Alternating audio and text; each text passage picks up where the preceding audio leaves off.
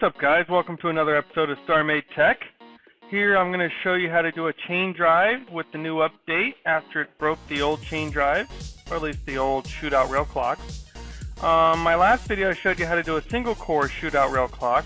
Today I'm going to show you how to do a dual core shootout rail clock with automatic desyncing. It will get your chain drive going at 45 seconds once again. Before I get into that though, I want to go over some notes with Rails that I discovered to help me save on some blocks for the chain drives up here and here. And that is when you have more than one rail hooked up to a single activator, it picks one of those rails to be the source and one to be the recipient. In this example, this is a shortcut of this, which is 4 blocks. So this is 4 blocks, this is 3 blocks, they both do the same thing. So when I push this button, or this button, this one will turn red. So to demonstrate, R turns red. Same thing over here, I push this button, that will turn red. If I can get over there. There we go. Now with this, say I wanted to take the same circuit and I wanted to turn it counterclockwise this direction. With this way, I can do that very easily. I just push the button, it turns red. However, if I turn this circuit counterclockwise, it will not act the same. Instead, this will become the source and this will become the recipient, if you see what happens. So the whole point of this, the whole point of me telling you this, is that if you take this jump drive and you turn it counterclockwise or clockwise or sideways or whatever, it will not work. It needs to be in this orientation. You see this arrow up here? It shows that this is the front of the ship. This chain drive, this needs to be the front, this needs to be the back, and this needs to be the right side, and the other side needs to be the left side. So just when you make these chain drives, make sure they're in the right orientation or they won't work. I have this here as an example. This is an exact copy of what I have going on inside here. So if you take a look, I have one seed or one source and 2 destinations. So if I push there and there, sorry for the screen turning green like that. That's a bug with the current release of Starmade. Basically with Intel graphics cards, there's a bug with the video buffer or something. I have an Intel graphics card, so you guys gonna have to bear with me. But back to this. This middle becomes the source, these 2 become the recipient. I have the same thing going on right here. You see source to recipient right there. That's what's going on. Alright, so let's get rid of these things and let me show you what I got going on with these dual core clocks. I'll explain how it works real quick and then I'll show you how to make them. Alright, so let's take a look over here. Let's see what we got going on. Alright, so we have a rail entity over here. This is the master. This is going to be the primary pulse generator. This is the secondary one. This one is going to operate at the same speed as this one, but we have to be careful that these do not get into sync. If they get in sync, then they'll send pulses at the same time, and if they send pulses at the same time, then the chain drive or the jump drive will only see one of those pulses. So what we have to do is get them out of sync or out of phase. And in order to do that, we have a circuit over here that detects when they are in phase, and then it tries to get them out of phase. And when I say try, sometimes it takes 2 or 3 attempts before it finally gets out of phase. So what we have here is these 2 AND gates will see if they're in phase. And if they are in phase, then this memory circuit will lock in place. When this memory circuit locks in place, it means it will not reset a counter. I have a counter right here that needs constant resetting. If the counter does not get reset, then it slows down. It uses this green rail, puts over here to slow down this guy until it gets out of phase. So let me go ahead and activate it so you can see what I'm talking about. I'm going to go ahead and push R, and you'll see that it tries to slow down to get out of phase, and it is out of phase now, and it's operating at max speed. All right, let's go ahead and turn that off. And I'm going to go ahead and build one for you down here. So let's go ahead and get started with that. Let me grab the blocks I'm going to need. Alright, so let's throw down some activation blocks.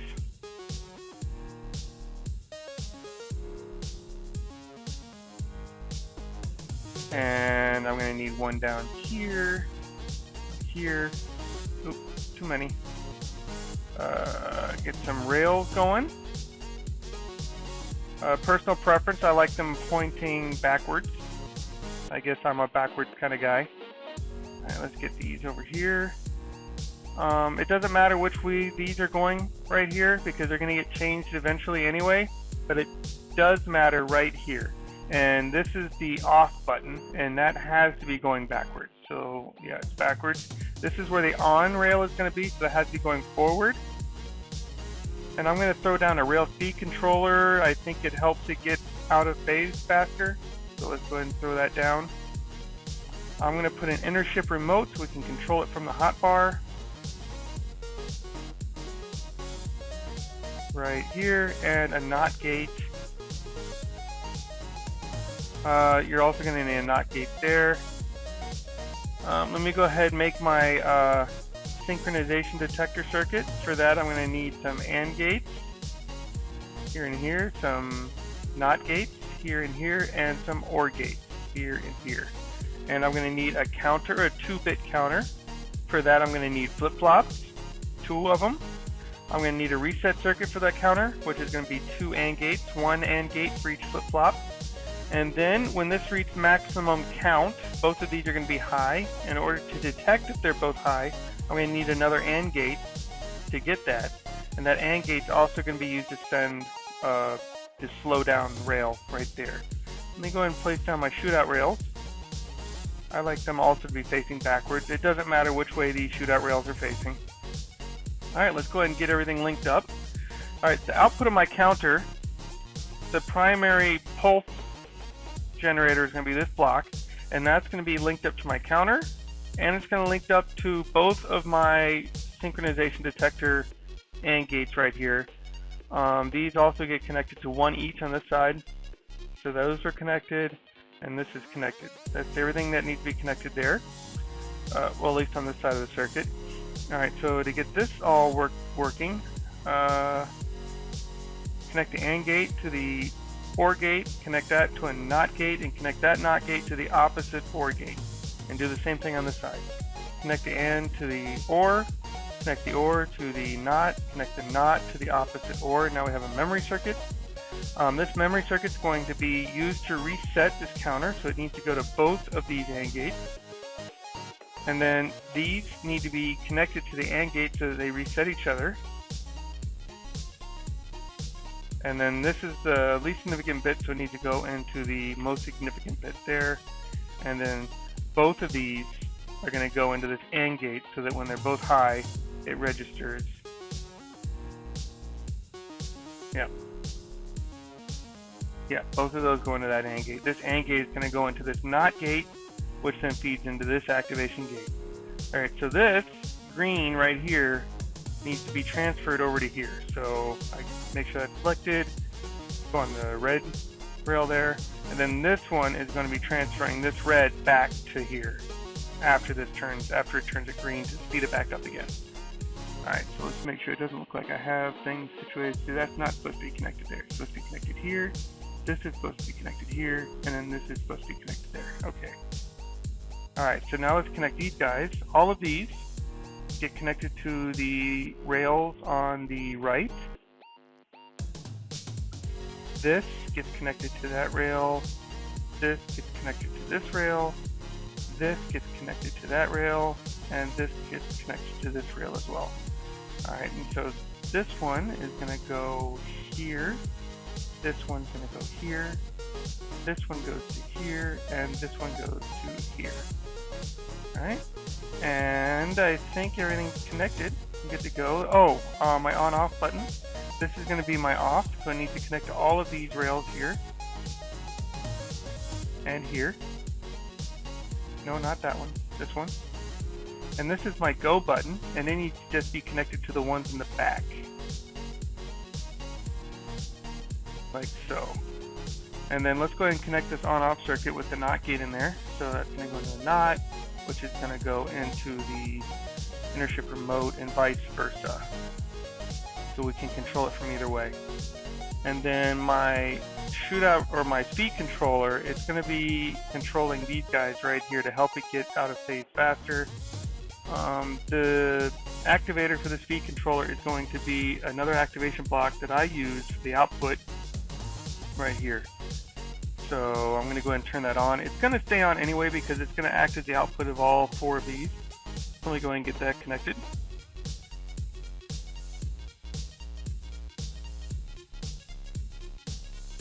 Alright, so I believe we're ready to go. Let's test it. Slap down some create dockings. See how it goes. Create docking. Yep. And as soon as I turn it on,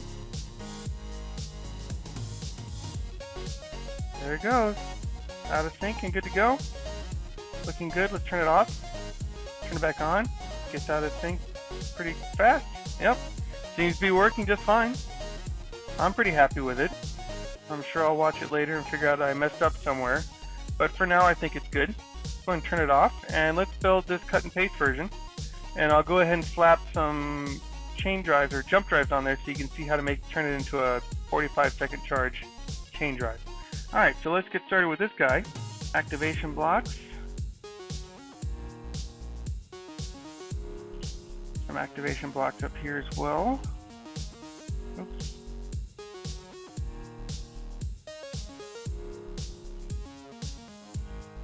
Put in our shootout rail clock, our pickup rail.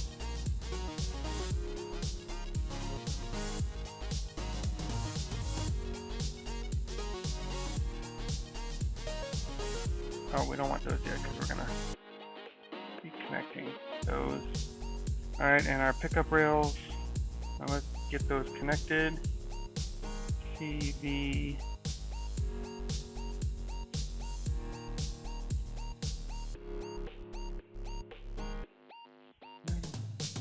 This guy.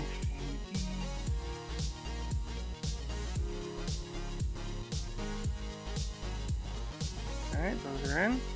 Put in our other rails here. Put in our on-off button. The on button is going to be a intership remote right here, and the off button is going to be a activation block. On button is just going to be controlling this guy, that one, and that one. The off button is going to be controlling basically all the green ones. And that's going to be your off button. It's going to control all those. Let's throw down a activation block for here. CV. Alright, let's get our counter going. Counter is going to be our flip-flop here. And that flip-flop is going to go into an AND gate right here and here. And this AND is going to feed back into that flip-flop. This flip-flop is going to go into another flip-flop to make our second bit in our 2-bit counter. And that is going to go into here as well as into another AND gate. And that AND gate is going to feed back into it. Alright, so let's pick up this AND gate here. Going to feed it into a NOT gate right here. And that NOT gate is going to send that green down to this rail right here, and it's going to send it to this button there. Make sure that's connected there. Yep. And that's going to be basically when it reaches the top of the counter, it's going to send that high. It's going to send this high, which is going to, and then this is going to go into here. And so it's just basically to transfer that red block down to here, and vice versa. It's going to transfer this green block down to there to speed it up and slow it down accordingly to get it out of phase. Alright, so let's go ahead and hook up our synchronization detector circuit. Each one of those is going to go into an AND gate. Oh, before we do that, let's go ahead and hook up our speed controller while we still have access to everything. speed controller is going to go here. And that speed controller is going to control these two bottom ones. Right here. Yep. So that speed controller is going to go. Alright, so now let's do our desynchronization circuit into our AND gate here and an AND gate here. And then this guy, which also feeds our counter, is also going to feed our desynchronization circuit down here and here. Alright, so these AND gates are going to go into OR gates. This is going to go into an OR gate up here. This one's going to go into an OR gate here. And this is going to go into a NOT right here, and that NOT is going to go into the other OR. This OR is going to go into its own NOT, which feeds into the other OR. And that OR, the output of this memory circuit, is going to reset both of these counter cells. Alright, so let's hook up our output. We're going to go into an activation block here, this one, and this one. So for a total of 4 activation blocks is going to feed this activation block here. And this activation block, or this speed rail controller, is going to be controlled by this one since it's always going to be on. Let's go ahead and turn it on now. And now let's go ahead and hook up our on-off circuit. On is going to go into a NOT, which is going to then feed into the off, and vice versa. Go ahead and hook up our rails for our on-off circuit. Alright, so our on is going to be coming forward, and our off is going to be going backwards. Alright, so it should be good to go. Let me go ahead and load it up with some docked entities here. Let's get our rails situated so I can load it. Right there, there, and then I need one here facing this direction. Go ahead and create a docked entity.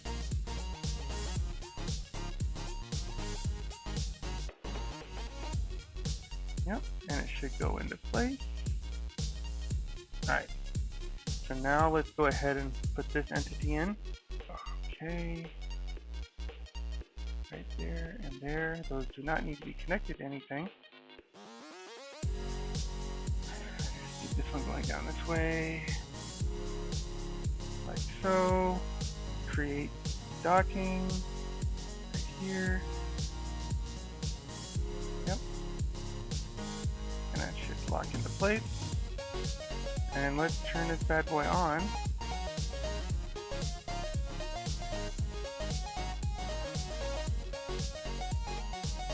And there we go. Out of phase. Turn it off. Let's go ahead and hook it up to some chain drives. I had some problem before with chain drives or jump drives when I hooked it up. Sometimes it's taken like 2 minutes to charge. I finally got consistent results by placing them down one at a time. So that's what I'm going to do here. Some people say there's a problem with power. I don't know, but it's just as easy to place them down one at a time. I only have 12. So let's go ahead and get those down.